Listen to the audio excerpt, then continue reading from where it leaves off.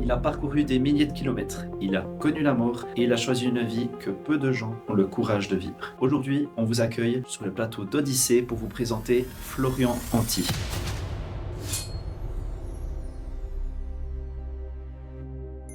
Bienvenue sur le plateau d'Odyssée, Florian. Donc toi, tu es un aventurier, tu as réalisé plusieurs exploits, tu as traversé plusieurs périples Dans pratiquement toute l'Europe. dans pratiquement toute l'Europe, incroyable. Comment c'est venu? Raconte-nous un petit début, d'où ça vient en fait cet esprit d'aventurier.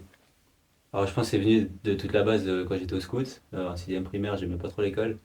Et puis les scouts, c'était un moyen pour moi de m'échapper et de m'évader un petit peu. On Ok, avait commencé par différents camps. On avait été à Barcelone, à Rome. ok, Et puis là, on faisait souvent des sorties d'une semaine ou deux, aussi dans la forêt. Et puis ça m'a toujours plu, ça m'a toujours attiré ce genre de trucs. Et puis après, quand j'ai commencé à faire mon apprentissage, juste avant de commencer, j'ai été faire un voyage en Grèce en kayak, où on a eu quelques ok. péripéties durant ce trajet. Donc là, Et t'avais quel puis âge? T'avais, là, j'avais 13 ans. t'avais 13 ans et t'es déjà parti en voyage, en kayak? Voilà, Ok, en Grèce, on avait fait, je sais plus combien de kilomètres, ça s'était coupé très court parce qu'on a eu quelques soucis de météo. Et puis ensuite, quand je suis rentré, j'avais tellement adoré ce côté tension et ce côté, en effet, seul face à la nature, et face à cette soi-même. adrénaline d'être vraiment De livré dire, un peu à toi-même, quoi. ouais, faut se débrouiller, là on n'avait pas le choix. Et puis quand je suis rentré, tout le long de l'apprentissage, c'est vraiment un truc, c'est resté dans le coin de la tête, tout en travaillant les cours et en travaillant mon boulot de concierge.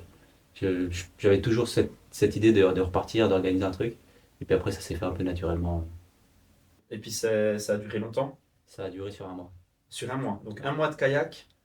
C'était un canoë-kayak, mais c'est plus ou moins pareil. Ouais, alors, j'imagine. Mais du coup, un mois, donc t'as fait du kayak pendant un mois en gros. Alors, au bout de 2 semaines, on a eu des grosses complications météo. Et puis, je me suis cassé une dent aussi sur place. J'ai ouvert la tête Ah d'un merde. collègue en faisant un tir à la corde. Tu as Et ouvert puis, la tête d'un collègue oui. en faisant un tir à la corde. Et du coup, Raconte-nous ça. en fait, on était sorti de l'hôpital après quelques consultations parce qu'on a eu vraiment des conditions météo qui étaient très compliquées. Et puis, en sortant de l'hôpital, on s'est dit on va passer une journée ou deux sur une plage, on va camper parce qu'on avait tout perdu notre matériel. D'accord. On Ah s'est ouais. dit, bon, est-ce que. Bon, on va sur une plage et on a trouvé une corde de bateau, puis on s'est dit, bon, bah, un petit tirer à la corde. Puis celui de devant moi, il a lâché en premier. Et moi, j'ai tenu la corde et je me suis cassé, Ah cassé les ouais. dents en fait sur Ah ça. ouais. Donc tu t'es Sur sa cassé les dents tête. et lui s'est ouvert la tête. Oui. 10 minutes après être sorti de Ah l'hôpital. ouais, d'accord. Ouais, enfin, Ironie une heure quoi. le temps de route et après. Et voilà, moi, c'était Ah ouais. retour à la case départ. Ok. Du coup, Et après ça, vous êtes rentré, vous avez stoppé le en trajet fait, on est resté après, on faisait plus du camping et ça sur place que qu'autre du chose. Et kayak. après, on est rentré. Ok. Mais c'était ma première expérience dans ce domaine et après, j'ai pas arrêté de. Du coup, la dent, c'est ça? Oui, et puis en La plus, dent, fait un petit sourire avec un. et en fait, je la répare chaque fois, mais je la recasse. Oh mais non. Oh J'ai eu purée. l'occasion de la recasser deux, trois fois. Ouais. Ouais, quand on est aventurier, je pense bien que il y a de quoi se casser les dents. Pour l'instant, ouais, bon, celle-là, c'est parce que voilà, je fais que la réparation, mais c'est vrai que je la casse souvent. Ok, et bien depuis là, du coup, c'est là qu'est né en fait ton talent, disons, d'explorateur, c'est ça? C'est là d'où est venue l'idée. Après, il m'a fallu 3 ans pour préparer des projets et puis après repartir. En fait, l'idée c'était d'avoir un CFC et puis après de repartir dès la fin Ok. de mon CFC. Et du coup, premier projet Premier. concret au bout de 3 ans, c'était quoi? Alors, l'idée c'était de faire Sion-Bruxelles-Paris-Sion en roller. J'ai réussi à boucler ça, ça fait 2142 km En 22 jours. en 22 jours et ça, Ok. ça représente Ah ouais, 136 quand même. km par jour. Ah ouais, 136 km à roller. Alors, au début, j'avais fait tout un planning hyper précis et en fait, c'est parti. C'est complètement parti en steak après 2 jours. C'est-à-dire? Alors, je m'étais amusé à faire en fait chaque étape. L'idée c'était, bah, par exemple, j'arrivais le premier soir à Lausanne. Ouais. Sur le chemin, je pouvais avoir un magasin de sport où je pouvais changer les roues, ce genre de choses. Et en fait, le premier jour, je suis même pas arrivé à la moitié de l'étape. Et je Ah me ouais, suis dit, ah d'accord. bon, la suite, ça promet. L'idée c'était de faire moins de 28 jours. Et après, le deuxième jour, j'ai réussi à reprendre un peu d'avance. Et en fait, tous mes points précis où j'avais dit, bah, je dormirai là, je me poserai là, je mangerai là, il n'y a plus rien qui tenait en fait. Ok. Et en fait, j'en ai appris beaucoup de ça pour la suite de mes voyages. C'est que maintenant, je prévois plus de. T'improvises complètement en fait. J'improvise complet. Tu. Je prévois le matériel, l'équipement, tout ce Mhm. qu'il faut pour être en bonne condition. Et après, le reste, je me fais une idée parce que je peux pas dire je vais faire 3 ans pour faire tel projet et Oui, bien finalement sûr, bien faire deux entendu. ou l'inverse. Mhm. et parce que ça représente des coûts. Mais maintenant, je fais vraiment un peu au feeling. Pour avoir une idée, comme ça représente combien une expédition comme ça? Enfin, là, c'est un trajet en roller typiquement, mais pour une grosse expédition, par exemple, c'est un budget de combien? Sur le roller, je sais plus précisément, mais j'étais aux alentours de 6 000 francs. Ok. C'était pas très cher C'est parce que, couvrable encore. en Ouais. fait, en gros, c'était une paire de rollers. C'était pas. C'était beaucoup de temps de préparation que. Mhm. C'est plus du temps que je dois mettre à disposition pour préparer Mhm. que du réel financier. Après, des grosses expéditions comme l'idée que j'avais de traverser des Alpes, ça monte directement aux alentours de 70 000 francs. Ah Et ouais, puis, quand le même. gros projet que je vise maintenant, on n'est pas loin du demi-million. Pas loin d'une million. Et on en parlera de ce projet d'ailleurs à la fin du podcast. Mais ouais, c'est quand même un gros budget, 500 000. Et ça, c'est sponsor, j'imagine? Ou... C'est le but, c'est sponsor, on a quelques mécènes aussi, on en cherche aussi qui peuvent soutenir. Et l'idée, c'est vraiment d'avoir un soutien général de sponsors, de partenaires Mhm. pour financer, parce que c'est clair que c'est des budgets que je peux pas sortir moi de ma poche comme ça. J'imagine. Ouais. Surtout du fait que je voyage, je mets beaucoup d'argent là-dedans, donc j'en ai pas beaucoup. Parce qu'en rentrée, après, il n'y a rien en soi. Comme, En fait, jusqu'à maintenant, j'ai jamais gagné d'argent avec ça m'a Voilà. plus coûté que Ok.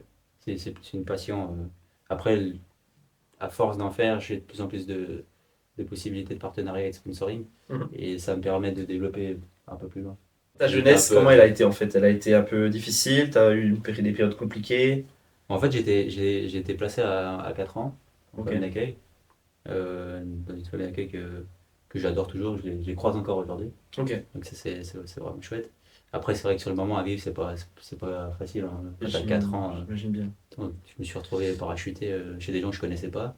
Tu te Après, j'ai souviens de fait, ça? Tu te souviens de toutes ces choses? Enfin, je me souviens pas de tout, j'ai quelques bribes, mais je pense que le cerveau il essaie de se protéger sur le moment. Mhm. Après, à 6 ans, juste avant mes 7 ans, j'ai été placé à Cité Printemps, un foyer d'accueil à Sion, où j'ai passé toute mon enfance, en fait, jusqu'à mes 18 ans. J'ai Ok. passé 12 ans là-bas. Et en fait, y revenir en arrière, je re-signerais tout de suite. Parce Ok. que c'était pas facile. J'étais le gamin du foyer, j'étais même à l'école, j'étais vu Mhm. comme le sale cancre du foyer. Bon, une période, j'étais un peu un sale cancre. mais, euh, mais j'étais très vite catalogué comme ça. Et en fait c'était juste incroyable pour moi. Ok. Parce que je rentrais à midi, je mettais les pieds sous la table, j'avais tout ce qu'il fallait. Ouais. J'ai Donc, même des éducateurs à la fin qui m'ont aidé à organiser mes Mhm. premiers projets. donc, t'as une grande reconnaissance envers ça, malgré le fait que tu sois, Ah oui, enfin, que tu aies été placé justement en foyer. Parce que si c'est pas indiscret, tes parents, du coup. c'était compliqué à la maison, ils n'arrivaient plus à suivre en fait. On était 6 et puis Ah 6 ouais. enfants, donc Ok. c'était un petit peu compliqué. Et puis, mais je leur en veux pas, hein, même mon père. Ok. je- Aujourd'hui, tu les rencontres encore? Enfin, tu les vois Oui, encore ou... ma maman elle est décédée en 2016, mais mon Ok, papa, désolé. je vais toujours. Enfin, Vous avez encore un bon lien? on a un super bon lien. Ok, d'accord. Ben, merci en tout cas d'avoir partagé ça avec nous. Ouais. C'est très personnel, donc Mais en fait, c'est ce qui m'a fait aussi mon moteur quand je faisais mes voyages. Et puis, je regrettais absolument aucun jour passé dans ce pays. C'était incroyable Ok. finalement. d'accord, ouais. Les 400 coups sur la fin, je disais, J'imagine aussi, ouais. Parce que Ok, j'ai fait mon adolescence là-bas, donc bien sûr. toutes les crasses, Mhm. ils en ont bavé un peu avec moi, certains éducateurs. Je pense que t'es pas le seul, à mon avis. Du coup, Parfait. ce voyage, ce premier exploit que tu as réalisé à Roller, du coup, il a duré combien de temps? 22 jours, c'est ça? 22 jours, ouais. C'est quoi que tu as appris? Est-ce que tu as appris quelque chose sur toi avec ce voyage ou pas? Alors j'ai appris deux choses. Pas trop se précipiter et puis pas trop s'inquiéter. Parce Ok. que j'avais fait tout mon planning vraiment ficelé Ouais, comme tu de nous as A à Z, et raconté. je me suis retrouvé en fait dans toutes les galères possibles. Et puis la résistance mentale, parce que dès le début sur un gros goudron, Mhm. en fait je suis passé d'un goudron très lisse à haute vitesse à un goudron très rugueux. Et je me suis fait deux énormes cloques sur chaque pied, Ah sur ouais. le côté du pied. Et en fait quand tu fais un mouvement en roller, tu vas vraiment appuyer sur le côté du pied. Ouais. Et puis j'ai eu des cloques immenses dès le départ et ça m'a vraiment travaillé sur le mental pour arriver jusqu'au bout. Ok, Et en donc tu as fait, continué j'ai continué malgré ces malgré- cloques sous les pieds, quoi. Ok. À la fin, j'avais des trous, c'est resté pendant presque 4 ans. Ah ouais, carrément des trous sous les pieds. J'avais des trous sur les côtés, ouais, et puis c'est resté 3 4 ans avant de se Ah remettre. ouais? Ouais. Ok. Et en fait, Purée. c'est là que ça m'a travaillé beaucoup le mental. Et puis, Ah, les j'imagine, derniers ouais. voyages que j'ai fait, Mhm. j'ai repensé à cette douleur-là, puis je me suis dit, bon, en fait, finalement, Ça va. Voilà. J'ai pas Ok, le faire. incroyable. Donc, t'as eu carrément des trous sous les pieds. Et le médecin, il t'a dit quelque chose. T'es allé faire contrôler quand même après, il t'a dit quelque chose ou En non? rentrant, j'ai été faire contrôler. Après, sur le moment, c'est plus devenu de la corde. Mhm. Donc Ok, ça permettait vraiment d'avoir un appui et puis la résistance de la peau. Mais c'est vrai qu'au début, c'était très douloureux. Enfin, ça m'a j'imagine. beaucoup travaillé sur le mental. C'est à ce moment-là que t'as regretté d'avoir commencé ou pas du tout? Un petit peu, ouais. C'est les moments où tu as des gros moments de solitude. Ok.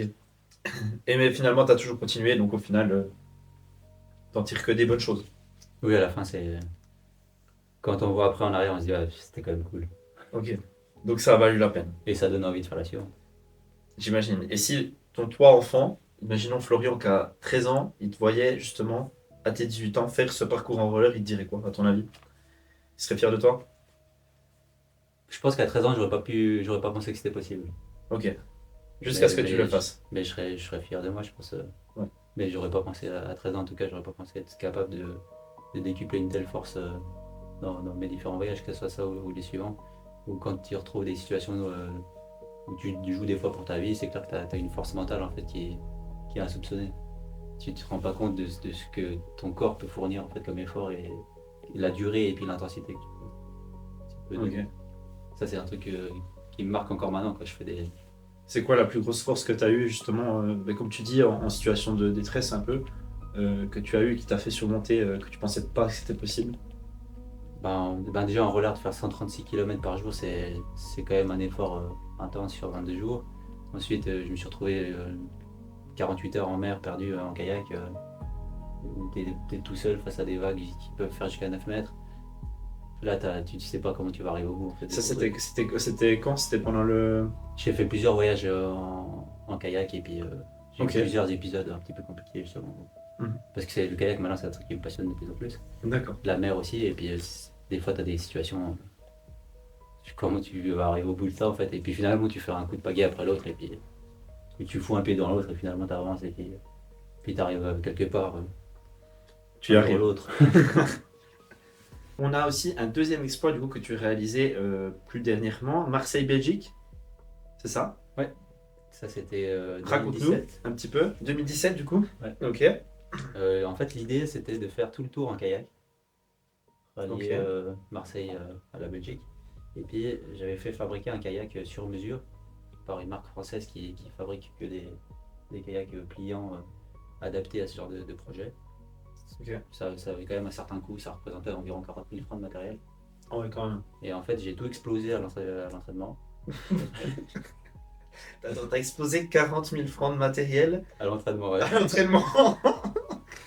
Et en fait, Et comment t'as justifié ça? Enfin, comment t'as fait ensuite? ensuite, j'avais pas de fonds. Enfin, j'avais déjà pas beaucoup d'argent, c'était déjà un peu ouais. Et puis après, il me restait, je sais plus, 5 6 000 francs de côté. Ok. Alors c'était un peu Et du coup, short. t'es parti en bateau en papier. Et du, et du coup, j'ai dit, bah, je fais le tour à pied. Ok. Après, je voulais rejoindre Gibraltar et traverser à pied. En fait, j'ai eu plein de péripéties tout le long. Puis ensuite, j'ai fait toute la côte française jusqu'à la frontière des Pays-Bas. Ensuite, je suis rentré à Bruxelles et après, je suis rentré en vélo. Et en fait, j'avais tellement plus d'argent que même des sponsoring, c'était compliqué.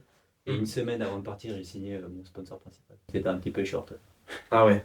Mais t'as quand même réussi à faire du coup ce tour. Ouais, j'avais fait 5 400 km. Et là, t'as eu un peu des péripéties. Oui, j'en ai eu quelques-unes. Déjà, le premier jour, je suis parti de Marseille. J'ai failli me faire racketter sur le chemin des brigands. Tu t'es fait racketter. Pendant la nuit, ouais. Ah, Pour voler toutes mes affaires et puis ça s'en est ah suivi ouais. une bagarre en bord de mer et puis je l'ai fait trébucher à la flotte. Alors j'ai dû appeler les pompiers pour qu'ils viennent chercher le gaillard. Attends, le gars t'a racketté. Il a essayé de Tu me voler pendant la nuit en fait. tu- Attends. J'étais On un résume, peu, on j'étais un résume. peu énervé. T'étais un peu énervé, ça je pense bien. Donc, le gars te rackette. Il veut me voler mes affaires, s'en suit une bagarre D'accord. et puis Tu le fous à l'eau. je l'ai jeté en bas de la. Et tu appelles les pompiers. Je pouvais pas le laisser là parce que c'était dans les calanques Ah à non, mais Marseille. quand Quoi, donc, même. Ok. et puis je me suis fait embarquer. La première nuit, je l'ai passé au poste de police. Ok, Donc ah bah ça partait super. bien Ça déjà. commençait bien. Ensuite, j'avais prévu justement, j'aimais bien tout ficeler dans le projet. Puis j'avais un sac beaucoup trop lourd. Alors je suis sorti du poste de police le matin, j'ai refait mes calanques à pied. Puis après une demi-journée de marche, J'ai ouvert mon sac devant tout le monde, j'ai distribué 3 quarts des affaires qui me servaient à rien, parce que c'était trop lourd à porter. Puis j'ai gardé juste un Juste tard. essentiel. J'ai gardé un tard, pas un Mac, et puis un Ok. couteau, puis le reste, je me démerdais sur place pour trouver. Même l'eau et tout, je trouvais à mesure. Donc après, je suis parti, moi, ça faisait presque 5 mois de voyage, sans savoir où j'allais dormir le soir même. Mais Ah pour moi, ouais, c'était quand même. le sommet de la liberté, ça, c'était parfait. Ok. Le fait de pas savoir ce qui se passe le lendemain, pour toi, c'est une certaine liberté, en fait. Ouais, Si je c'est comprends une bien. grande liberté, Ouais. c'est ce que j'adore en fait dans les voyages. Ok. Après, il y a les côtés compliqués, il m'en est arrivé plusieurs pendant ce voyage, où tu te dis, bon, comment je vais me sortir de haut de cette merde? Et en fait, Typiquement. voilà, ça. Bon, ensuite, j'ai eu, de nouveau dans les calanques, j'ai glissé, et j'ai réussi à me rattraper du bout des doigts, j'étais vraiment accroché, juste le bout des doigts, et Ok. j'arrivais plus à remonter cette falaise. Et en fait, je pouvais plus remonter en fait, avec le poids du sac. Et c'est un mec qui m'a attrapé par la poignée du sac.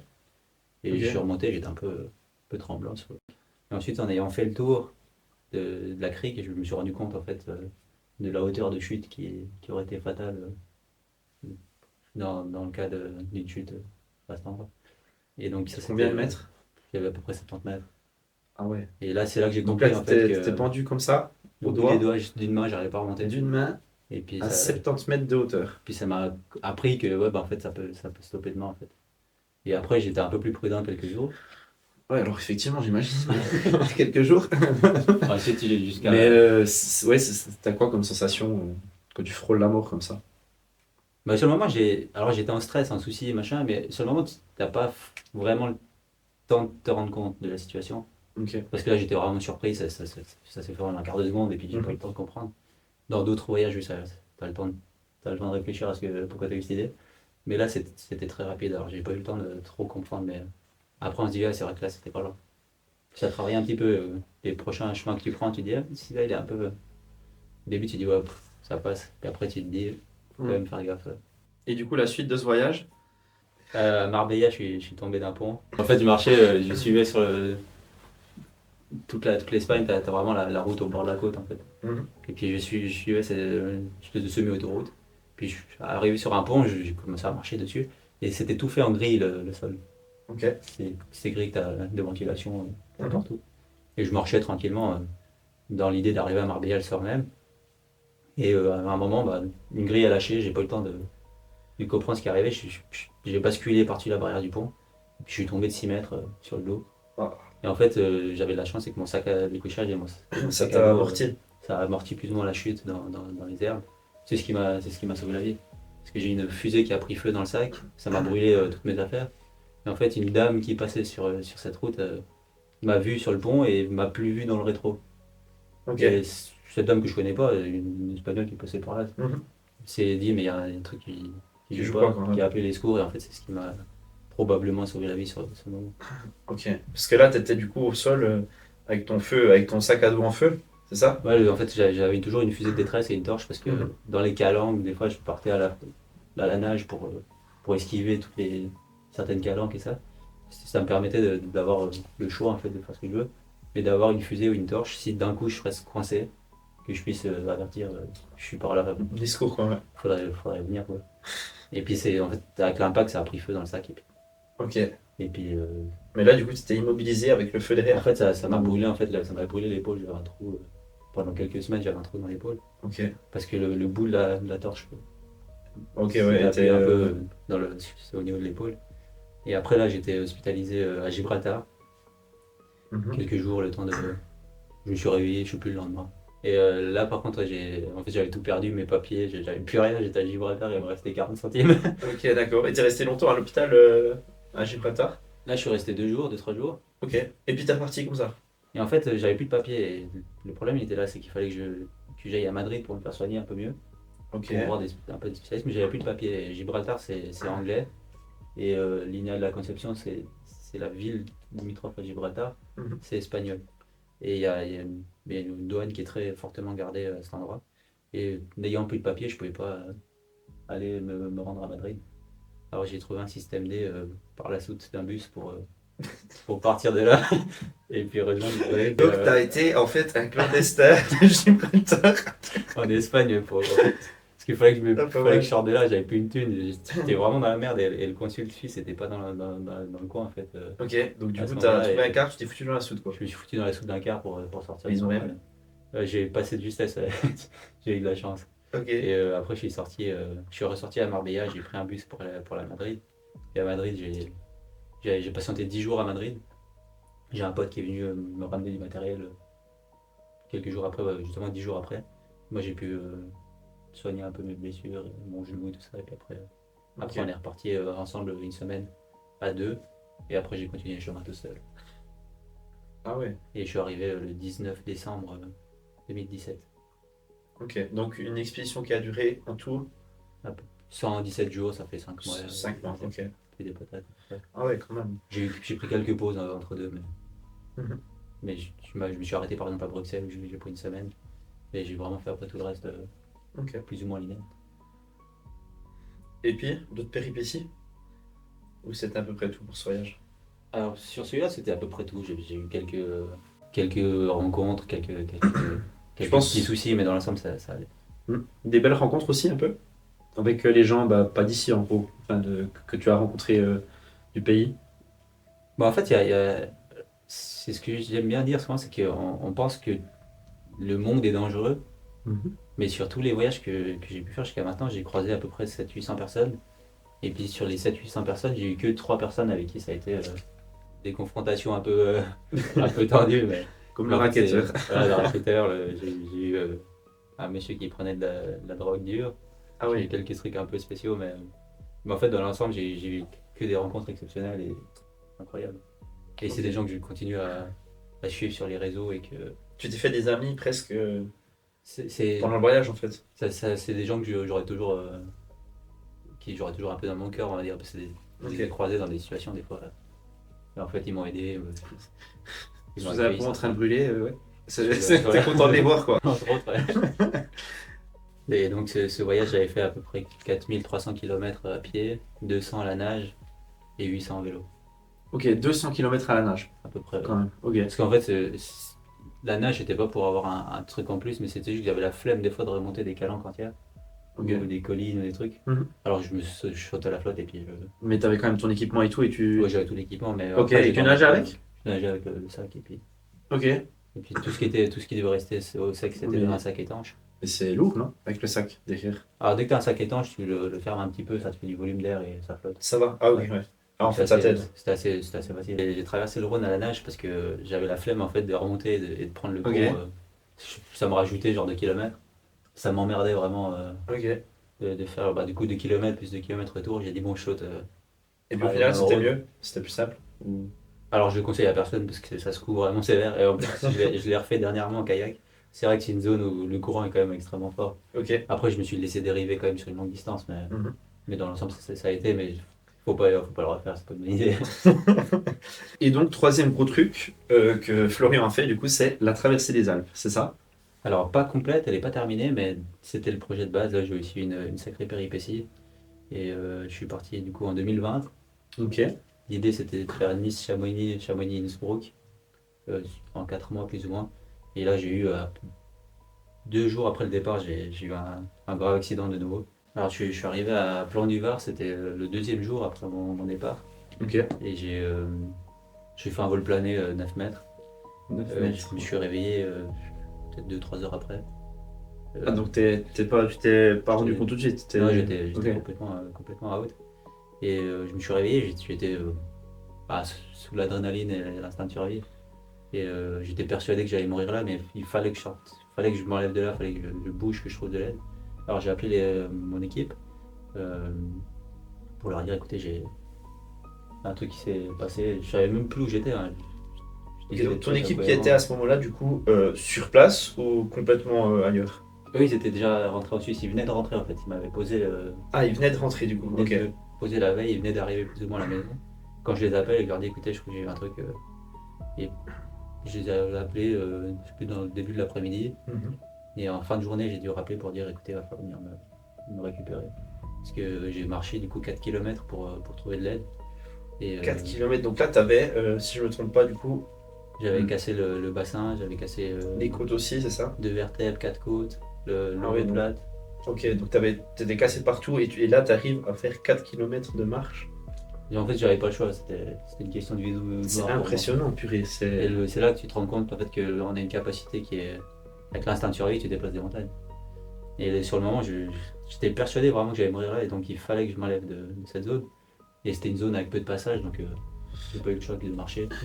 Et Ok. je suis arrivé en fait dans une courbe où il y avait une route qui rejoignait. Et là, j'ai un gars qui m'a récupéré. Je crois qu'il a très vite compris qu'il y a un truc qui allait pas. Moi, j'étais sur une J'imagine. autre planète. Mais t'avais pas un téléphone satellite, du coup, comme on le voit ici, celui-là, son état. Alors, j'en avais un, j'avais aussi une balise GPS. Mhm. Les deux, mon téléphone privé aussi s'est totalement arrêté au moment de l'impact. Ok, donc c'était vraiment une chute. Ok. Toute l'électronique a cessé de fonctionner sur le moment. J'ai pu rallumer quelques temps après. Et ça fonctionnait plus ou moins de quoi téléphoner, mais c'était pas non plus. Ok. C'était pas. Toutes les fonctions des systèmes étaient plus ou moins out. Et ouais, j'avais THS, ouais. Et ensuite, Purée. j'ai été rapatrié en fait Galère. quelques heures après être parti en fait. Ok. Donc, gros moment dur, je pense. Tu sentais la douleur quand tu marchais comme ça ou avec l'adrénaline, tu sentais rien? Je sentais rien. Tu sentais rien? Et en fait, Ça, c'est fou quand même de se dire que justement, avec l'adrénaline, eh ben, on sent pas forcément la douleur, c'est quand même assez impressionnant.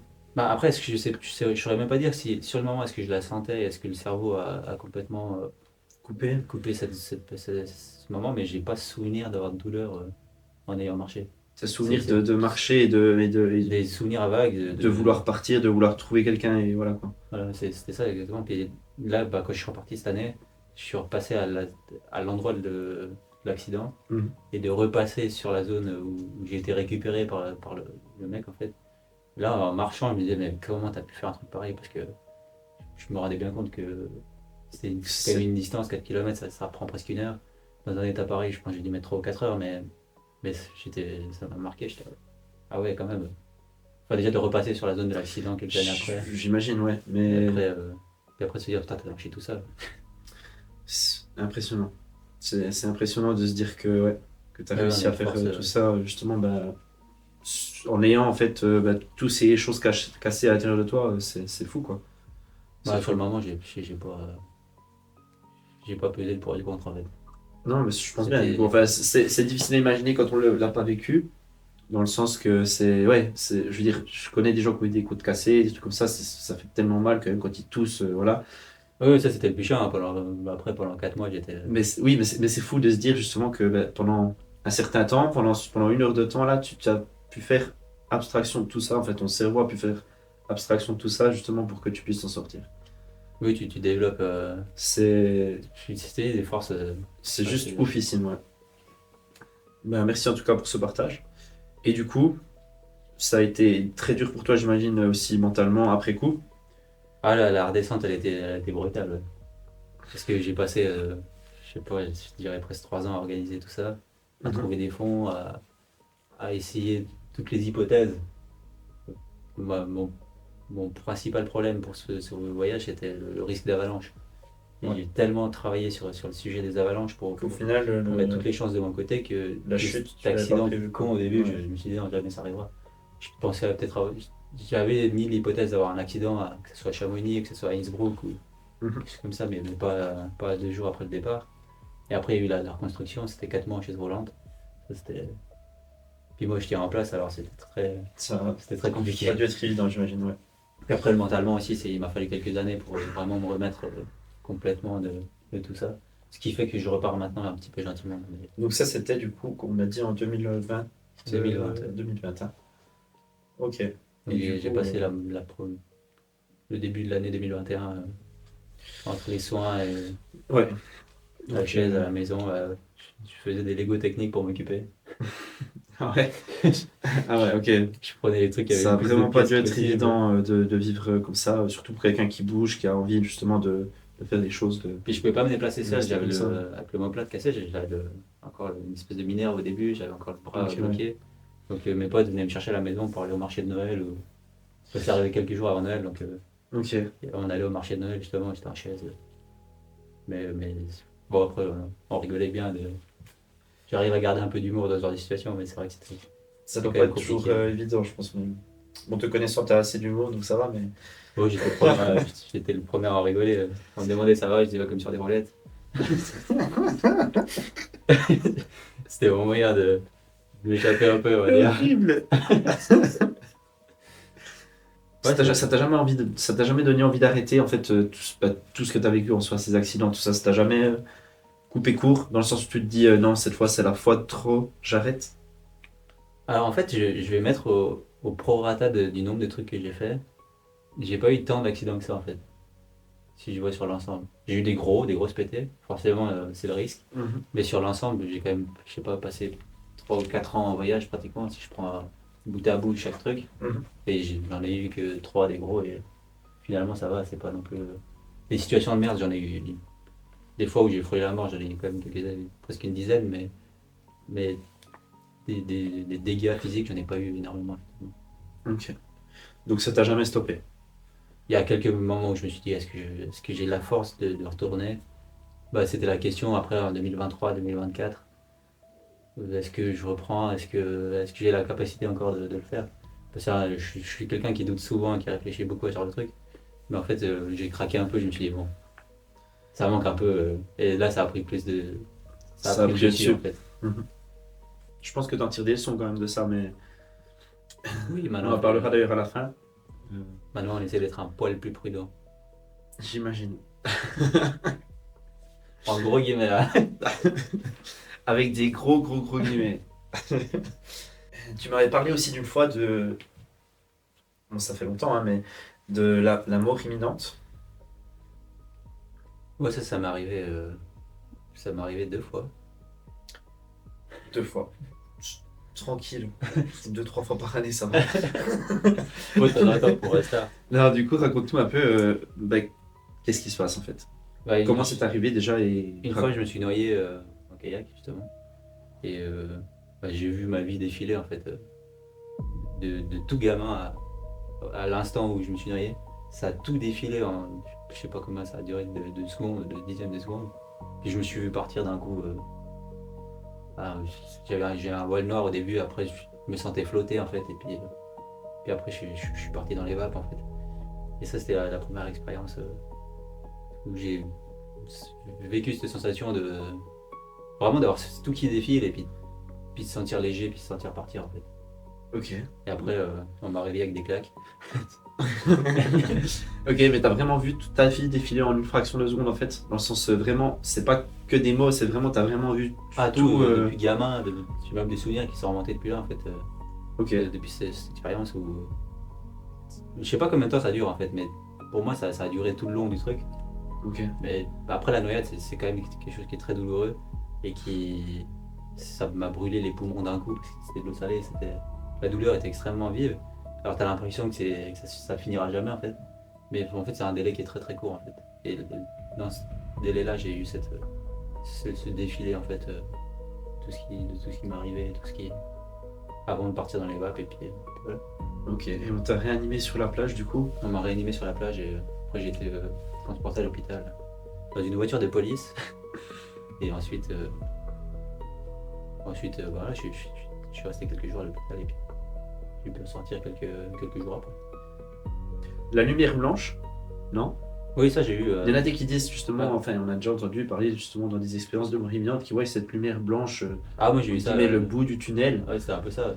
Au début c'était tout noir, un voile complètement noir. Et après, enfin, j'ai vu presque tout rouge au début. Enfin, je pense que j'ai ouvert les yeux, j'ai paniqué. Je sais pas si c'est les vaisseaux des yeux Ok. qui m'ont donné cette sensation, mais j'ai eu tout rouge après le voile noir. Après, c'est pas ce voile blanc. Je me suis vraiment senti d'un coup très léger. Au début, il y avait la douleur vive et tout, et après, je me suis senti extrêmement léger.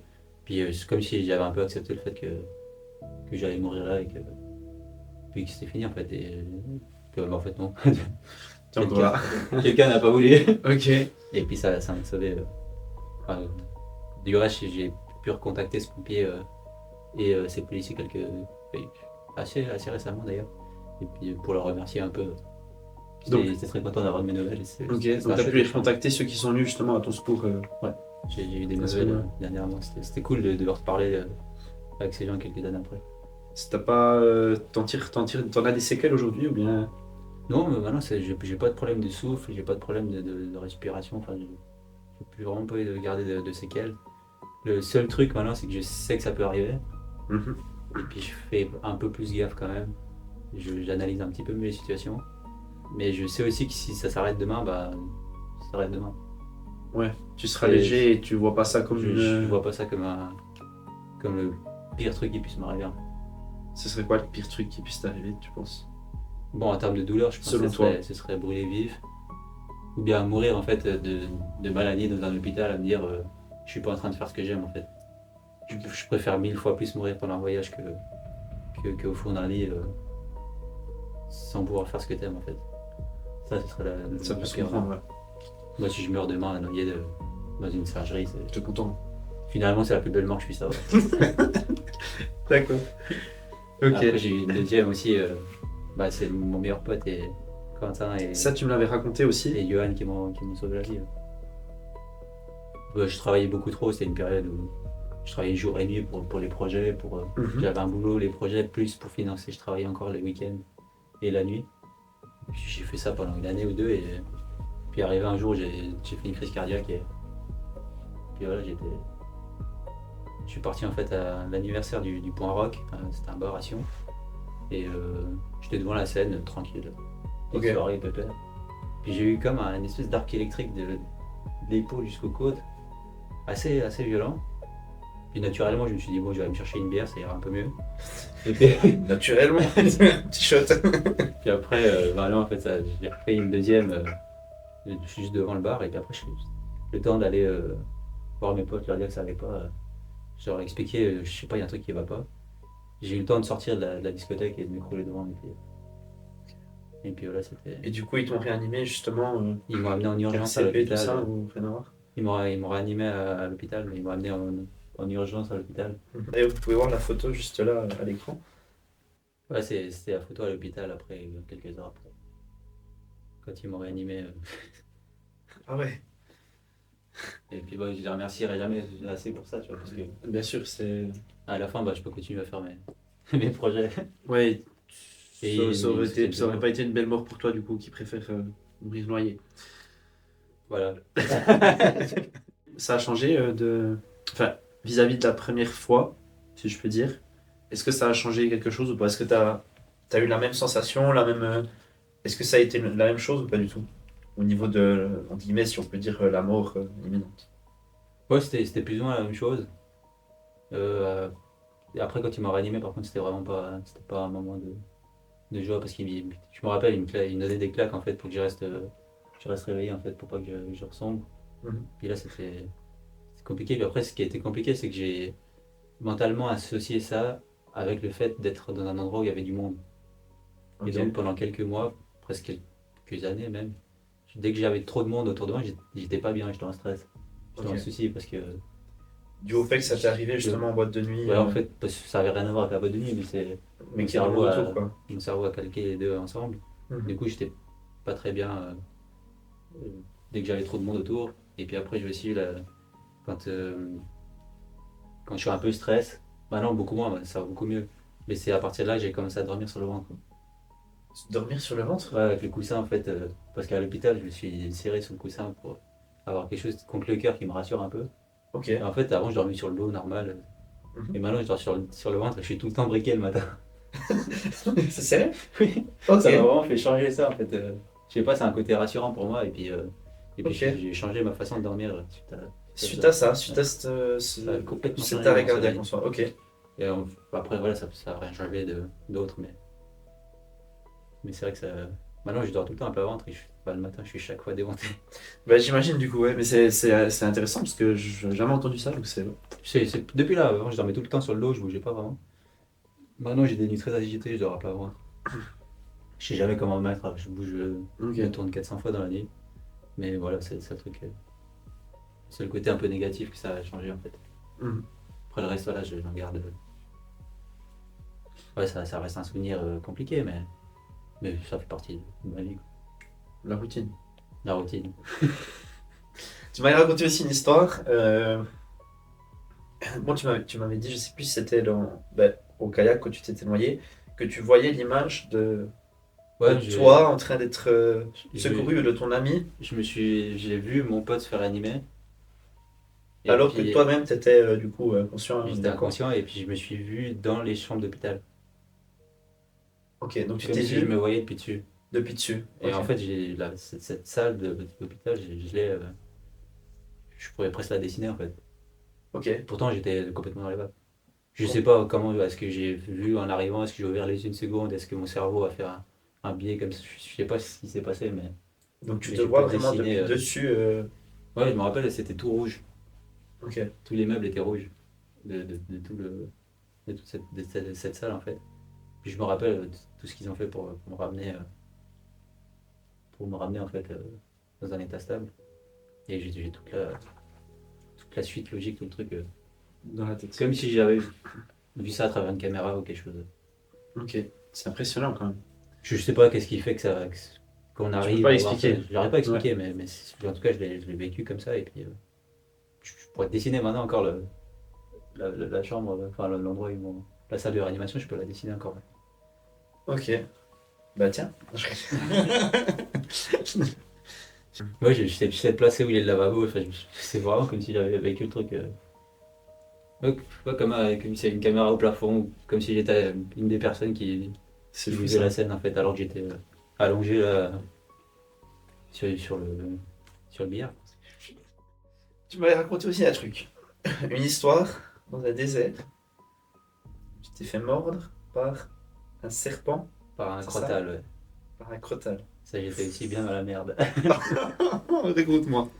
Alors, Dégoûte-nous. je marchais, j'ai fait le désert du Sahara, j'ai fait le désert des Bardenas, j'ai fait différents déserts. Et puis, je sais pas pourquoi j'aime bien ça. Je déteste la chaleur, étonnamment. Ok. Mais j'ai eu une Étonnant, période ouais. où j'aimais bien marcher quand il faisait 50 degrés. Et je pensais qu'il allait m'arriver une insolation ou un truc plutôt classique comme ça. Et en fait, au début, je faisais gaffe à tout parce que tu vois ces reportages où tu as ces serpents qui sont cachés dans le sable. Mhm. Donc moi, je faisais un peu gaffe à tout. Et d'avant, tu te dis, bon, tu te rentres dans une routine en fait. Ok. Parce que Tu moi, t'adaptes, en voilà, par fait. exemple, si je prends un kayak et que j'ai des vagues de 1 ou 2 mètres, quelqu'un qui n'a pas l'habitude, il va dire, oh, mais C'est c'est énorme. dangereux, Ouais. c'est énorme.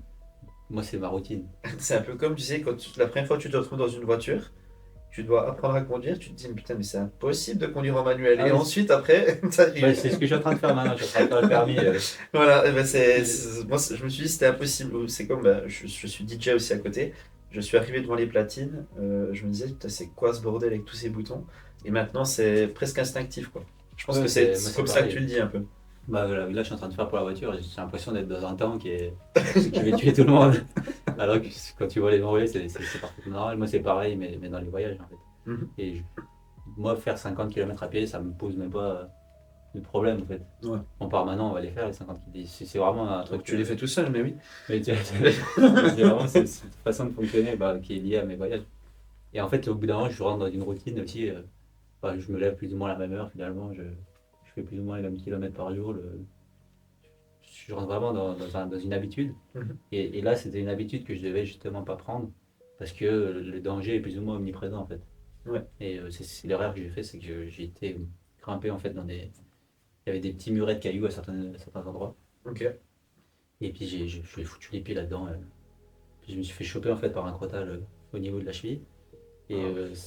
il voulait pas lâcher, donc puis tu sais que les crotales c'est une bonne grosse vipère, mais quand tu es dans le désert qui fait 50 degrés, que tu as perdu 3 ou 4 litres d'eau en transpiration, ça peut vite se transformer en un piège mortel. Et en fait, la seule façon que j'ai eue pour qu'il lâche, c'était de couper la tête. Et ensuite, j'ai contacté mon médecin de secours. Donc qui était ici en Suisse, hein, c'est ça? Lui, il était basé en Suisse. Ouais. Je sais même pas s'il était en Suisse, je crois qu'il était au Canada pour un. Ok. Parce qu'il fait souvent des voyages aussi. D'accord. Et Mais tu puis, étais dans le désert et tu contactes du coup ton médecin bah, par téléphone satellite. par téléphone satellite pour lui expliquer la situation. Et puis, j'aime bien parce que. Il a dit quoi? Alors, il m'a sorti une phrase qui m'a marqué. Il m'a dit: t'es dans la merde, tu vas mourir dans 10 minutes, mais si tu m'écoutes bien, ça devrait bien se passer. Il t'a vraiment dit Il ça. m'a sorti ça. Donc t'es dans le désert, là, Je tu viens suis de te tout faire. seul dans le désert. Il vient de se faire bouffer par un crotal. Et puis là, Et j'étais. le type, le médecin lui dit, t'es dans la merde, tu vas mourir dans 10 minutes, mais ça va bien se passer si tu écoutes ce que je t'ai dit. C'était exactement ça. Moi, je pense que je meurs juste après le coup de fil. Ouais, c'est ce qui. Ça m'a fait accélérer le rythme cardiaque. Alors, je sais pas si ça a aidé dans le truc. Ouais, Mais j'imagine. en fait, j'étais mordu, ça a touché l'os de la cheville. Et puis, du coup, le venin restait plus ou moins à une certaine zone. Ok. Puis, il m'a expliqué un truc très simple. J'ai dû mettre la poudre de ma fusée dans la plaie et puis allumer. Le fait que ça brûle à 800 degrés, ça cautérise la plaie en fait et ça supprime la Donc ça majorité tue en fait du le venin, en quoi. fait. Ça a tué le venin. Donc du coup, tu t'es vidé vraiment ta J'ai fusée de monté une fusée de détresse. détresse et puis j'ai mis Ok. la poudre. J'ai mis la poudre à l'intérieur de la plaie, j'ai allumé. La douleur était assez vive. Et puis après, J'imagine, à 800 degrés, ça doit pas faire du bien. après ça fait un pchit comme les pétards chinois. Si tu Ouais, prends, dans c'est la main. intense, C'est mais intense, vite, c'est quoi. mais c'est sur une, après c'est sur une zone précise, donc ça va, c'est pas non plus comme Mhm. si j'avais pris la fusée à travers le pied. Et en fait, ça a permis de cautériser et puis de supprimer cet effet du venin, mais t'en as quand même un peu dans le corps. Et puis c'est là que j'ai expliqué au médecin, j'ai dit bah j'ai fait ça, mais si jamais tu sais où je suis, Ouais. parce qu'ils peuvent localiser en fait le téléphone satellite Mhm. sur la zone où t'es. Et puis j'ai dit si je te rappelle pas dans les heures qui suivent, c'est que je suis mort là quoi en fait. Je sais pas si ça va marcher ou pas. Et après, il m'a expliqué que j'avais de quoi faire du feu, j'avais de quoi dormir, j'avais de quoi. Mhm. Puis j'ai dit, je fais quoi avec le serpent? Alors il m'a dit, bah, la tête, t'enterres le plus profond possible, parce qu'une tête, elle peut mordre encore quelques heures après. Ah, donc ce qu'on voit dans les films, une tête avec une bouche ouverte, Ouais, elle peut, qui est coupée carrément, et elle peut remordre encore elle quelques peut, heures. Ouais. elle peut En fait, c'est un remordre ou bien. réflexe ou c'est. C'est une espèce de réflexe qui reste apparemment dans les nerfs de la bête. Il y a ça, puis il y a aussi le simple fait que tu peux marcher dessus en fait. Ouais, Et aussi. que le venin peut être encore à peu près. Si c'est un Mhm. enfant, bah, ça peut être compliqué. Et ensuite, j'ai enterré la tête, puis bah, le reste du corps, il m'a dit, bah, mange-le, ça te fera un peu de calories pour absorber le choc, tu vois. C'est ce que j'ai fait, j'ai bouffé le serpent. Du coup, il s'est fait niquer le serpent là. Ah ouais, j'ai eu la faim, ouais. Par contre, ouais, j'étais pas bien. Pendant 2 jours, je voyais visser un peu, j'étais Ok. j'étais Mais du coup, vraiment t'as pas stoppé bien. pendant 2 jours, Je suis resté, t'as je campé suis pendant resté deux à jours, l'ombre. quoi. Ouais. J'ai pu me mettre un peu à l'ombre et puis me mettre un peu à l'abri, mais je suis resté ouais, 2 jours. Et l'eau, t'avais assez? L'eau, T'avais de quoi survivre? l'eau, c'était compliqué. Je buvais pas loin de 8 litres par jour. Ah oui. Il fallait trouver 8 litres, tu vois. J'ai entendu dire, c'est vrai que le corps peut assimiler 1 litre d'eau par heure et peut en dépenser 3-4. Ah oui, ça va à des vitesses. C'est assez fou quand même. Bah moi je me rendais compte, là si je bois 2 litres d'eau par exemple ici, je vais aller aux toilettes 4 fois dans la journée. Ok. Si je marche toute la journée dans le désert, je vais en boire 8 litres et je vais pas aller plus aux toilettes. Ouais. Sur les photos, on peut voir justement que tu es en dégoulinement, si on peut Ah, j'ai dire. des photos, il y a pas un type. Parce que en fait tu transpires tout ce que tu. Ouais. Et c'est vraiment de la C'est transpiration intense, qu'il quoi. faut vivre. Il faut nourrir le corps sinon tu pars. Et dans le désert, plus t'es couvert, mieux c'est. C'est juste, hein. Ouais, c'est le mieux. En fait. Mhm. Au début j'avais fait tout l'inverse, mais. C'est un peu contre-instinctif, on pourrait dire, de Ouais. plus se couvrir, entre guillemets, mais en vrai, ça protège. En fait il faut surtout protéger des rayons du soleil. Ouais. C'est ce qui fait que. Et puis le fait d'avoir un flottement entre l'habit et le corps, Mhm. t'as tendance à un peu moins transpirer. Ok. Après, nous, on est moins habitués que. Si tu vas dans ces pays, Bien ils sont sûr, habitués, oui. ils ont l'habitude. C'est vrai que moi, j'étais là les premiers jours, c'était très rude. Après, ça va. Mais même maintenant, si je vais en Espagne, il est trop chaud l'été. Ouais, bah ça. Et pourtant, 50 degrés, c'est pas l'Espagne. Non, non, c'était un peu plus élevé, mais même 35, 40, Mm. ça commence à être compliqué pour moi. Après, c'est quand je suis en vacances, si je suis en voyage, je sais que voilà, je vais affronter cette situation et puis voilà, j'ai pas Bien le choix. sûr que. En fait, tu te laisses pas le choix, tu fonces, et puis ouais. Oui, j'y vais, puis on verra sur le chemin. Comment t'arrives à gérer toutes les peurs, en gros? Bah souvent, dans ce genre de truc, la peur, elle se met direct avec l'adrénaline. Mhm. Puis l'adrénaline permet de prendre le dessus. Euh, Après, la peur, il faut surtout pas que ça devienne un frein ou une Mhm. panique. Il faut pas que ça parte en panique. Ça, c'est le conseil que je peux donner à tout le monde, c'est que ta peur, c'est une autoprotection. Mais c'est pas forcément parce que t'as peur que la situation va arriver. Mhm. Après, il faut pas non plus dépasser trop la limite que t'as toi. Mais, euh, mais c'est pas un truc qui me freine en fait. J'ai eu peur souvent, mais j'ai accepté depuis un moment que des situations dangereuses, ça peut arriver. Et puis Mhm. Enfin, j'arrive à garder un. Et puis je pense que c'est aussi un entraînement en fait. Ok. J'ai eu plusieurs fois des situations compliquées. Maintenant, dernièrement, je suis parti avec mon meilleur pote en kayak, où je suis resté un calme, assez olympique devant des situations qui étaient un peu compliquées. Et en fait, je pense que c'est l'entraînement qui fait que. Comme quoi? Ouais, là, j'avais mon meilleur pote par exemple devant dans le kayak, Mhm. parce que le moteur est devant et celui qui guide est toujours derrière. Ok. Pour manœuvrer, c'est celui qui est le plus expérimenté. Ça évite de faire trop d'efforts en fait. Ok. Puis là, on avait des vagues de 3-4 mètres. Puis moi, je le voyais devant. Puis 4 mètres, c'est quand même Je assez pense, ouais. impressionnant quand t'es Bah, assis par terre. tu les reprends, hein, en tout cas. Et puis en fait, là, je me demandais comment est-ce qu'il allait gérer la situation. Alors il l'a Ok. géré vraiment super bien, c'était vraiment incroyable de le voir. Mais en fait, moi j'étais Serein, quoi. posé, la tête froide, extrêmement froide, mais je savais ce que je faisais. Et Mhm. puis je suis resté du début à la fin. J'avais plus Focus. peur de sa réaction que de la situation en fait. Ah ouais, ok. Je suis resté focus vraiment sur mon truc. Parce qu'il y a des réactions qui peuvent être. Il aurait eu quoi comme mauvaise réaction, entre guillemets, qu'il aurait pu avoir? Alors, si tu as la personne qui abandonne et qui part en panique, c'est très compliqué à gérer parce que Mhm. tu es dans un kayak qui fait 60 cm de large, tu as des vagues de 4 mètres. Tu sais pas la réaction de la personne en fait. Est-ce que la personne va se braquer? Est-ce qu'il va simplement se lancer à la flotte en se disant quitte à ce que ça soit fini autant que ce soit malin. Enfin, tu sais jamais la Ah réaction ouais, ok, de ouais. quelqu'un là, dans une situation comme ça. Surtout il sait pas nager en fait. Et Ah, il savait pas nager. il est venu avec moi. Attends, il était allé avec ton pote qui ne savait pas nager du kayak avec des vagues de 4 mètres qui lui arrivent dessus. Et en fait, Je pense que je panique aussi si je sais pas nager. justement, c'est ce qui m'a impressionné chez Johan, c'est qu'il est resté d'un calme exceptionnel en fait. Parce que première fois qu'il faisait du kayak, Mhm. déjà le premier jour quand on était parti, j'ai eu un problème de flottaison du kayak, de navigation. Mhm. Et puis j'ai bricolé en fait avec de la colle UU et du scotch pour qu'on puisse repartir. Et lui il faisait les 100 pas sur la plage, prendre les kilos, mais non, quoi, je m'embarque. Non, mais je serais pas serein non plus. Attends, Et puis un kayak, t'as du scotch partout. Allez.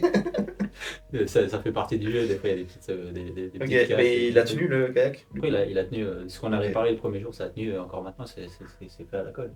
Ah, ok, d'accord. Et Donc ok. ça tient, les bricoleries, ça arrive, on est obligé, on a Oui, pas bien le choix. sûr. Et en fait, il est resté très serein. Après, il a pris un peu l'habitude du truc. Puis après, quand on a eu cette situation compliquée, il m'a impressionné vraiment parce que on a dû se bagarrer pendant 18 heures pour sortir de cette situation un petit peu compliquée. Ah ouais, quand même. Ok. Donc 18 heures d'affilée. 18 heures de suite. Ok. On avait Puis pas la repris. fatigue. Sur le moment, t'as le cerveau sur off, t'as pas le choix de. Ok. Donc tu Tu sens ressens pas pas la vraiment. fatigue avec l'adrénaline, tu ressens pas vraiment la fatigue ou bien. On a eu un petit, on a eu un petit contre-coup un peu au milieu vers 16 heures. Et le plus dur, c'était vraiment tout à la fin en fait. Je pourrais te l'expliquer après, mais tout à la fin, quand t'as tout qui se relâche. Ok. Donc, Bah il va faire explique-moi. En fait, on est parti de Martigues euh, en kayak du coup. Mhm. On a traversé le port de Fos-sur-Mer. Ok. C'est un des plus gros ports d'Europe. Donc nous, dans un kayak de 4,50 m au milieu des plus gros pétroliers de la Il y a planète. des chalutiers et du paquebot. Donc le plus gros qu'il y avait, il faisait 330 000 tonnes et 450 mètres de long. Ah ouais, quand même. Et nous, on passait à côté, alors, tu te Petit, sens très je petit. pense. Puis nous, on faisait 200 kilos, tu vois. Et on a continué ce chemin, en fait. On a fait la bouche du Rhône, et on est arrivé au large de Bauduc, c'est un village en France. Je crois que c'est le village le plus perdu du pays que j'ai été. Ok. Et puis c'est là que la météo vraiment a commencé à nous jouer des tours. On a chaviré une première fois, on a perdu pratiquement toute l'eau qu'on avait potable. Ensuite, on a continué notre chemin, les vagues qui continuent à monter de 2 mètres, 3 mètres, 4 mètres. Puis après, on a réussi à échouer en fait à Bauduc Ok. avec le kayak. Et ensuite, on a dû traverser. Il y a un étang derrière, on a dû faire encore 6 km à pied pour rallier le village. Puis là, on marchait dans 30 cm de vase, avec Ah ouais, à ok. tirer le kayak, le matériel et tout. Pour arriver à l'abri, là, ça nous a pris de nouveau 8 heures. Et c'est là le moment, en fait, la fatigue. Sur le moment, on se rend plus compte de la fatigue. Mhm. On croisait des flamants roses dans cet étang là. Plus l'étang, je l'appelle l'étang de la galère. Ah ouais, bah là, c'est pour bien long. Et on a passé vraiment 8 heures infernales là-dedans. Et après, quand on est arrivé, quand on a vu le village avec les lumières, là, t'as toute la fatigue qui retombe. Et là, c'est terrible. Parce que tu sais que t'es arrivé, mais t'es pas arrivé encore. Ok. Et tout te dit, bon, c'est bon, on est là. En Ça a fait, été non, le il plus faut dur du prendre chemin, en fait. là, c'était les 300 derniers mètres, c'était le plus dur. Après, quand on a posé le camp, je me suis rendu compte que j'avais oublié la nourriture dans le kayak. Ah. Alors j'ai dû remarcher jusqu'au kayak. Donc tu refais 1 kilomètre pour aller chercher la nourriture. C'était infernal cette fois. Effectivement. Ouais, on a sorti un livre qui s'appelle Bauduc, récit d'une galère d'anthologie Ok. entre terre et mer, Qui raconte justement cette histoire qui que. raconte ce voyage en fait. Et c'est un petit livre sans trop de prétention, il fait un peu moins de 200 pages, un livre de Mhm. poche. En D'ailleurs, fait, vous aurez le lien en description que vous pouvez cliquer. voilà, l'idée c'est on ne mettra pas vraiment de prix en fait fixe. Ce sera en précommande et puis celui qui Mhm. chacun donne ce qu'il veut, puis ces fonds serviront justement à un projet sportif.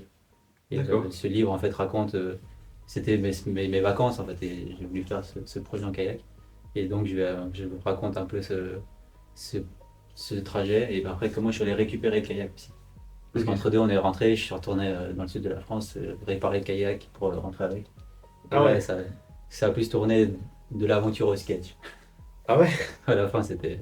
Il C'est-à-dire. m'arrive avec des dingueries, justement il y aura tout dans le livre. Et puis dans le livre il y aura tout ce qui sera raconté, Ok. tout ce qui est arrivé Pas pour tout le retour. spoiler. Ton plus grand moment de solitude que tu as eu pendant tes expéditions. Il y en a quand même pas mal. Il y en J'imagine. a quand même pas mal. Le pire. Euh, Ton pire moment de solitude. En fait, il y en a à chaque fois, dans chaque voyage, il y en a un en fait. À un moment où je me dis, mais pourquoi j'ai cette idée? Après, je pense, je dis, ah, la suite, ça va être super. Mais ça arrive souvent sur le moment où je me dis, mais bah, la dernière, j'ai fait 447 km à pied, de nouveau pendant mes vacances.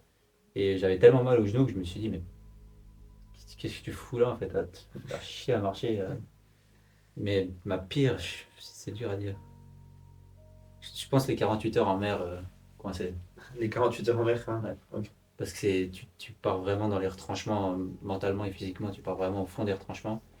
Et puis au bout de 2 heures, tu dis, bon, tu vois la côte qui s'éloigne, tu dis comment je vais revenir là. Plus ça va, plus la situation s'empire. Puis c'est là que tu commences ce schéma où tu te dis, mais qu'est-ce qui peut arriver de pire en fait? Ok. Puis le truc empire, il t'attend 10 minutes après.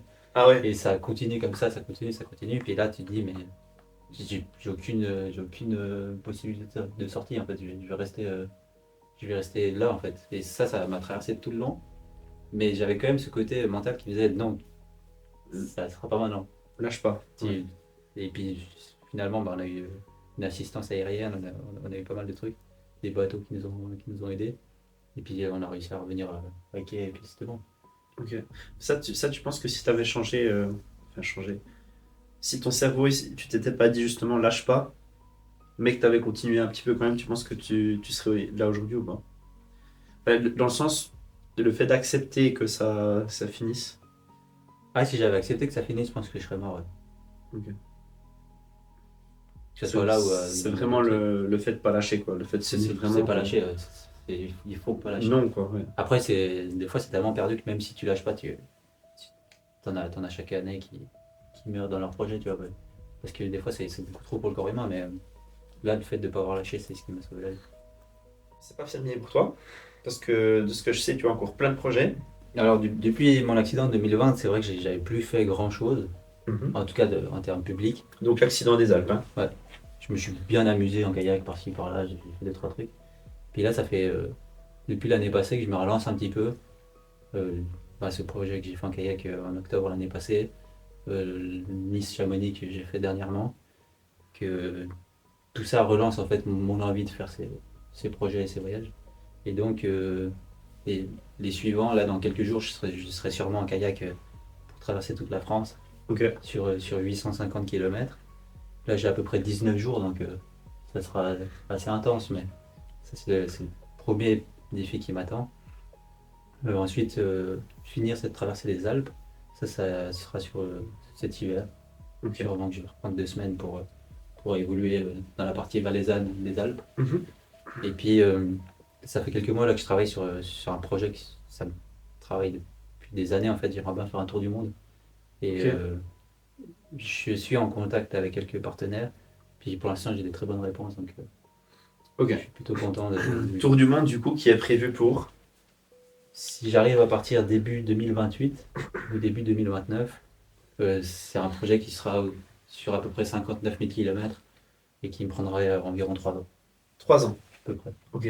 Et du coup, avec toutes les disciplines ou en kayak Alors, ce sera en mer. Ok. Pour l'instant, j'ai pas tout défini, puis je ne spoilerai pas tout, Mhm. mais en tout cas, je travaille sur un projet qui sera plus ou moins unique au monde, Plus ou moins unique au monde. à peu D'accord. près. Alors, suivez-le pour ne pas rater, du coup, Et on son fera projet. justement. Pour l'instant, les principaux partenaires que j'ai contactés, ils sont tous ravis par l'idée. Donc, je suis Ok. content, c'est quand même déjà une bonne base pour travailler. Alors, j'imagine Après, parce il manquera tout que ce qui est sponsoring qui fera vraiment creuser. sponsoring, du coup, qui est visé à 1,5 million de francs, à Ouais, peu c'est à peu près. près un demi-million de budget. Si on calcule large, après, si certains partenaires fournissent du matériel moins cher, ça diminue le On budget, ainsi de s'entend, bien suite. Enfin, sûr. c'est sur un équilibre de. Je crois que ça représentait 489 000 à peu près. 480, ok. Donc on verra ce que ça donne en fait. Après, en termes de sponsoring, de partenariat, tout ce que je peux trouver. Et après, celui-là, il y a du travail. Beaucoup de travail, je pense. Donc, Euh, 2-3 ans, c'est quand même, ouais, c'est quand même une longue durée, hein. Mais en fait, il y Prévu. aurait une année de préparation intensive avant le départ. Mhm. Donc j'arrêterai mon travail en fait. Dans l'idée, hein, c'est tout dans l'idée, Ouais. mais j'arrêterai une année avant de partir pour vraiment me focus sur ce projet. Puis après c'est plus ou moins 3 ans d'efforts pour boucler ce tour. Et puis ça représente une logistique à travers toute la planète, donc c'est clair que ça va être un gros morceau. J'imagine bien. Bon, en tout cas, on te souhaite de réussir tout ça. Je te souhaite en tout cas personnellement aussi. Je pense que tu vas y arriver de ce que je sais. Donc voilà. En tout cas, je mets en place les ressources et puis je sais que mentalement, je vais avoir des grands moments de solitude. J'imagine. Mais parce que je pense que c'est jouable. Et ce qui est cool maintenant, c'est que j'ai demandé vraiment à des gens qui sont spécialisés dans leur domaine. Ok, d'accord. J'aurais émis l'idée du projet et puis eux-mêmes me disent: ah, mais comment est-ce qu'on peut t'aider?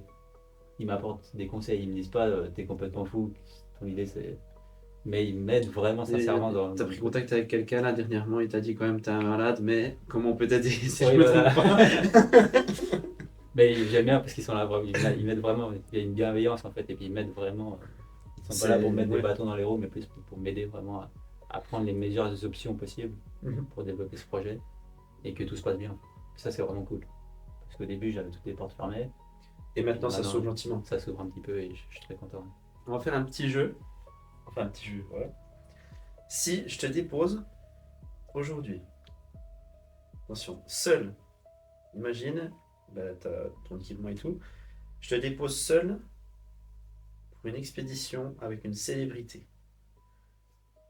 Qui c'est que tu prendrais surtout pas avec toi? Surtout pas avec moi. Mister Bean. Pourquoi? Non, parce que je connais pas trop les influenceurs qui y a à l'heure actuelle, mais j'imagine un truc avec Mister Bean à côté Ça pourrait être qui, drôle en vrai. qui rate pas une. Ça pourrait être marrant. Et si je te déposais maintenant bah, par hélicoptère, hop, au milieu de n'importe où, qu'est-ce que tu prendrais avec toi? Ah, ça, c'est un truc qui m'a traversé l'esprit déjà il y a quelques années. Un jour, peut-être que je mettrai en place. J'aimerais bien faire une émission tournée comme ça, C'est-à-dire? où je suis parachuté, je sais pas où, Ok. et puis je dois me démerder avec ce que j'ai pris avec. Et tu prendrais quoi du coup? Alors, je prendrais forcément un couteau, un fire steel, une bâche. Ok. Parce que la bâche, si t'es dans le désert, ça peut permettre soit de se couvrir, soit faire de l'eau. Un sac, une gourde, et puis, ouais, ouais, à la limite, une petite pharmacie si d'un coup il y a besoin, mais t'as pas besoin de beaucoup en fait pour s'en sortir dans plusieurs situations. Ok. Dans toutes tes expéditions, ça a été quoi le moment le plus gratifiant pour toi? Enfin, le moment où tu as été le plus heureux dans tes expéditions? Quelle réussite, quel moment tu as été le plus heureux? Le meilleur souvenir? Mon meilleur souvenir, c'était forcément la première quand je suis arrivé à la plantation, après mon Ok. projet en roller, où certains, je les connaissais pas en fait, m'ont proposé leur aide pendant le voyage sur Ok. les réseaux. Et quand je suis arrivé, ils étaient tous là. Ah ouais? Ça, c'était cool parce que c'était mon premier gros défi qui était quand même assez intense. Et puis d'avoir ces gens qui m'ont aidé sur les réseaux, de les rencontrer et puis de partager ce moment avec eux, c'était un des moments les plus incroyables que j'ai eu. Et ça Ok. a annoncé après la suite des projets. Après, de manière générale, j'aime pas trop les arrivées, finalement. C'est pas Ok. quelque chose qui, C'est qui me plus le plaît. parcours. C'est plus le parcours, ouais. Parce que l'arrivée, en fait, c'est la fin de ce que j'aime faire, quelque part. D'accord. Ouais. Donc souvent, quand j'arrive sur la fin, je me dis, ah, c'est bientôt fini. Puis après, j'arrive à la maison, je m'emmerde un peu pendant quelques temps, parce que je sais pas quoi faire, en fait. Mais je pense que ça change ouais, ça change un peu du tout au tout, effectivement. Moi, j'aime bien être dans le moment et puis et puis vivre le truc, tu vois. Mhm. Après, les arrivées, c'est clair que c'est cool de les partager avec ses potes, avec ceux qui te soutiennent, parce que c'est un moment que tu vis, peu importe l'événement, c'est un moment que tu vis une seule fois, puis tu fais un peu la fête, tu rigoles, et C'est des retrouvailles aussi, c'est des j'imagine. retrouvailles aussi. Mhm. Mais c'est vrai que j'aime pas trop les arrivées de manière générale. Ok. À part C'est celle en étonnant en roller. vrai, mais c'est cohérent avec ce que tu dis. Puis après, les moments qui sont gratifiants, c'est quand j'arrive à boucler le budget, en fait. C'est tellement Ouais, difficile tu sais que d'avoir tu des peux partir. sponsors qui font Mhm. confiance. Ça, c'est cool, ouais. C'est des moments qui sont. Qui sait, peut-être que le podcast, le plateau d'Odyssée va te déboucher sur un sponsor pour ton prochain projet, du coup, qui est le fameux Tour du Monde à hauteur de 500 000 francs. Donc, si jamais, vous pouvez le contacter sur ses réseaux qui seront en lien juste sous la vidéo. Alors, deux contenus exclusifs, attention, qu'il n'a jamais dévoilé au grand public. Alors, un jour, je me suis fait arrêter en Espagne parce que Ok. j'étais en train de faire mes besoins.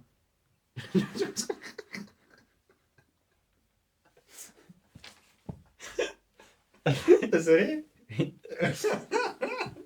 En fait, j'étais sur les côtes espagnoles et puis je me suis arrêté. La route, elle suit vraiment le bord de la côte et j'avais pas d'endroit pour dormir. Ou peu importe, j'avais vraiment pas d'endroit pour m'arrêter. Et puis, il y avait un phare en fait, et je me suis dit, ah bah là c'est une bonne zone, il y a juste de quoi se parquer devant, donc je vais pouvoir camper et puis être tranquille. Et j'avais pas vu, mais il y avait quelqu'un qui était dans le phare en fait, qui faisait de la Ah ouais. maintenance, je sais pas ce qu'il faisait. Et j'avais besoin d'aller aux toilettes, alors je me suis assis sur la barrière, au-dessus de la mer en fait, pour poser ma pêche dans l'eau. Et puis, ce monsieur en question en fait, m'a éclairé depuis le phare Ah, il en t'a... me disant, mais qu'est-ce qu'il fait lui. Et moi, je me suis même pas rendu compte de la situation. Et quelques minutes après, j'ai la police qui est arrivée, la police espagnole, Ah merde. parce que j'étais vraiment assis sur la barrière, le crack en bas. Je suis en train d'imaginer le truc, c'est très drôle. Ah, je me suis fait Oh vraiment merde, arrêter. tu t'es fait arrêter et tout. Après, Oh ils ont ouais. compris un peu le truc, le voyage, le projet, et puis ils m'ont laissé repartir. Ah, ok. Donc ça... Ouais, Et donc ça puis va en fait. quand je suis reparti, un des policiers m'a tendu un rouleau de papier d'arrêt. Mais non, trop drôle. Donc ça, c'est un des souvenirs assez marquants d'un voyage. Au final c'est des moments qui restent gravés, qui sont drôles, quoi. Oui, j'ai plein de situations. J'ai une situation qui m'a marqué, j'étais en roller. Et en fait, quand j'étais à Paris, j'ai pu dormir dans le Hilton. Ça, j'avais pu déjà l'expliquer. Ok, Et donc, j'ai dormi vraiment dans le summum du luxe. ok, J'étais dans incroyable. la suite du Hilton à Paris. Et le lendemain soir, j'ai dormi sur un tronc à Melun. Donc, c'était vraiment Ah ouais, le changement, quoi. Oh, purée. les deux extrêmes. Et après, le jour suivant, je m'approchais j'étais pas loin de Dijon. Et j'avais trouvé un village en fait où il y avait un hôtel, selon Google Maps. Et j'avais envie de me prendre une nuit parce que j'étais un peu briqué, tu vois, j'avais Ouais, des kilomètres par jour.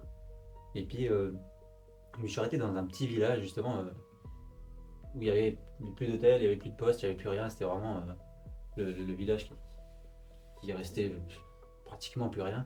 Et je vais dans le premier café du coin pour savoir si il n'y a pas l'hôtel du coup, parce que hmm, puis ils m'ont dit non mais s'il n'y a plus rien depuis des années. Et donc ok. je m'assieds au bar pour prendre un truc à boire. Et il y a un gars au coin du bar qui avait l'air assez mystérieux, un peu presque spécial, qui me dit ah mais moi je peux t'héberger chez moi si tu veux ce soir. Puis, je sais pas, Flippant. il paraissait un peu space. Et après je me suis dit, j'ai des fois ce genre de trucs, et quand je suis en voyage, il y a des moments où je sors un peu des choses. Puis il y a des fois je me dis oh, enfin, finalement c'est pas... Ah, J'y vais, tu vois. ok, d'accord. Alors, je sais pas si je me dirais ça, mais oui, vas-y. Et là, Et du coup, tu y es allé, t'as suivi le type. j'ai suivi le type. Et c'est typiquement un jour où Ne jamais suivre quelqu'un qui vous propose des bonbons. Hein. Oui, c'est un peu ça. En fait, c'est vraiment le jour où j'aurais pas dû suivre, quoi. Et Et du coup, on sort du village. En fait, il habitait dans une ferme vraiment loin du village. En fait. en plus, On avait presque une demi-heure de route.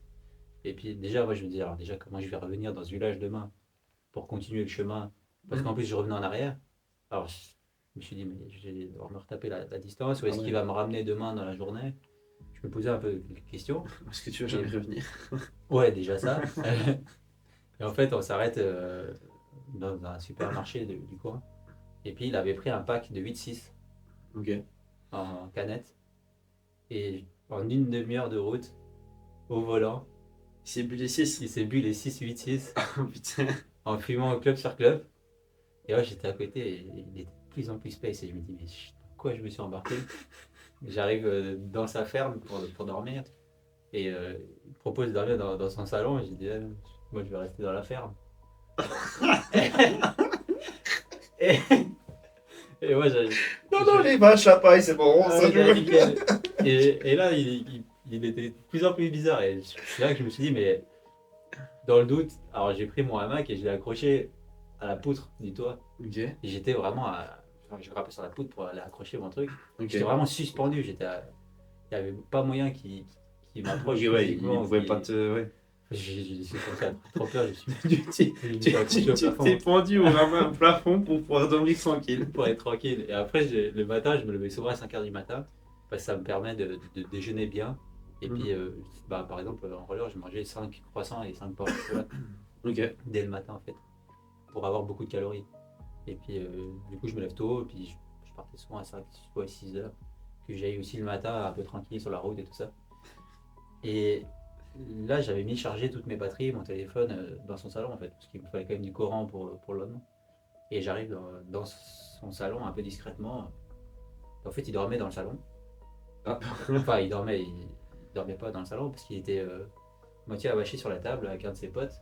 Ok. Et les deux prenaient de la drogue, en fait, de la poudre blanche. Ah ouais. Et il y avait un énorme fusil de chasse qui était posé sur la table. Ah Et il me ouais. disait, Ça crème avec ton truc. et moi, je vais pour débrancher le téléphone, mais un peu discrètement. Bon. Je fais du- Puis il se lève, un peu Ah, il s'est énervé. réveillé. Ouais, il s'est Mais non. réveillé. Et puis il était, ah, mais non, mais reste un peu, reste avec nous.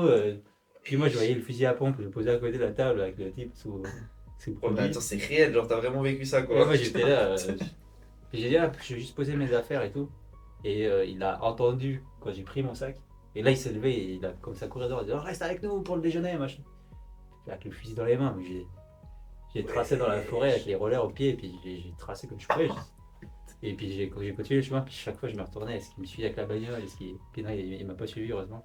Mais là, j'ai eu un bon coup de flip. Et du coup, après, je suis parti. J'ai refait la route dans l'autre sens. Ça m'est resté parce que. Déjà, à quel moment il y a un type bizarre qui te dit viens dormir chez moi, tu y vas. Et moi, j'ai dit oui, comme. C'est vrai qu'au bout d'un moment, je prends la confiance et puis je dis, bon, bah, je risque rien, tu vois. Et là, je suis parti de cette première. Ah Et ouais. cette anecdote, elle m'est restée. Ah ouais, c'est chaud. Ah Elle me bah, fait je tout le pense temps qu'il rire. reste ça, ouais. Et je suis parti, je suis détalé comme un lapin, hein, roller au pied, avec un mec qui me court après avec un fusil. Et ça, c'était une des anecdotes. J'aurais bien voulu avoir une photo pour présenter à la caméra de ça. Mais... Ouais, sur le moment, j'ai rien filmé, j'ai rien pris en photo, j'ai tracé ma route. je pense bien. Mais ça, c'est un des souvenirs. J'ai plein de petits souvenirs comme ça qui ont marqué mon voyage, mes voyages en fait. Où tu te dis après, mais pourquoi comment j'avais réussi à arriver dans cette situation Ouais, c'est vraiment chaud quoi. Purée. Une fois, je me suis fait tirer dessus dans la forêt de Signy parce que j'étais en roller et puis les chasseurs, je pense qu'ils devaient pas être très réveillés. Puis ils ont commencé à tirer, puis j'ai une balle qui m'est rentrée dans le sac à dos, puis une balle qui m'est dépassée dessus de la tête. Quoi? Et puis, T'es rentré dans le sac à dos, mais putain, ouais, mais ils sont fous. j'ai gardé le sac encore pendant des années avec le trou dedans. Puis je l'ai encore à la maison, ça fait. Et puis j'ai continué ma route, j'ai appelé des potes un peu en urgence, trouvez-moi. Ouais, Parce que c'était la période où ils faisaient les battues de chasse. ok, Et ouais. puis j'ai dit, trouvez-moi un hôtel là, parce que si je continue à courir là, puis en plus c'était le soir, il faisait moitié de nuit. Quoi. Ils voyaient Ah ouais. bouger, mais pas vraiment ce que c'était. Donc, Ah, il tirait sans... alors du coup là, j'étais me foutre à l'abri, puis après c'est bien passé là. Mais c'est vrai que sur le moment, Ah, t'as dû t'entends flipper, je siffler pense. les balles, Mm. c'est assez. Puis t'entends siffler la balle, puis t'entends le claquement, puis siffler la balle juste après. Dans un délai très court. Ouais, Alors c'est assez. T'as un moment de flottement, mais un quart de seconde après, t'entends le disque. La ouais, petite balle qui te siffle dans les oreilles, là, c'est c'est. ouf. Et puis ça, c'est une des anecdotes aussi qui m'est arrivée pendant mes parcours. Qu'est-ce qui m'arrive encore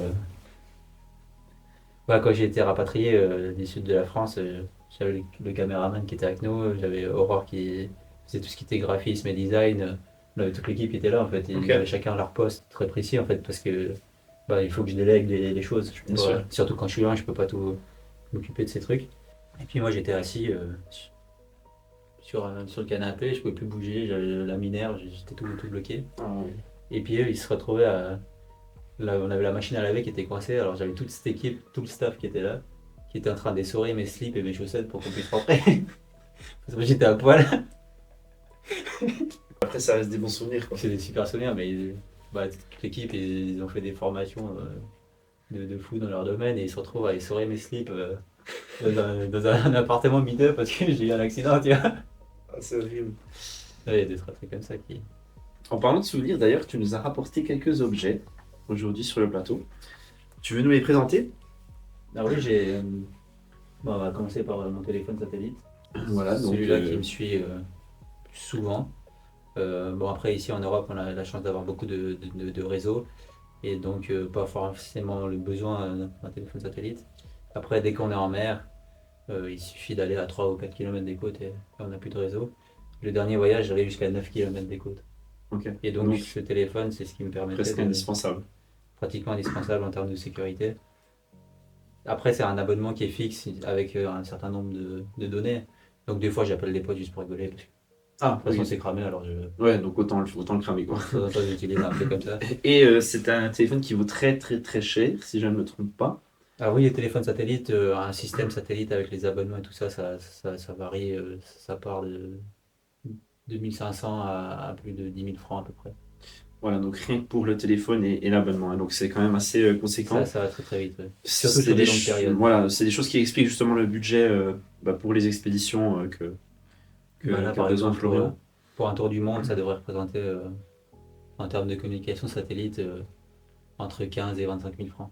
Voilà, donc rien que pour la communication, C'est 25 000 que la francs, c'est communication. énorme. Et après, l'idée, c'est que en fait, on va aussi faire des lives en direct. Mhm. C'est l'idée depuis le bateau, ce qui amène aussi beaucoup de visibilité aux sponsors. Mais en contrepartie, ben, ça coûte. Ça coûte cher. Ouais. Il faut les antennes satellites, il faut les téléphones, il faut les systèmes. Mhm. Et donc ça coûte quand même relativement cher.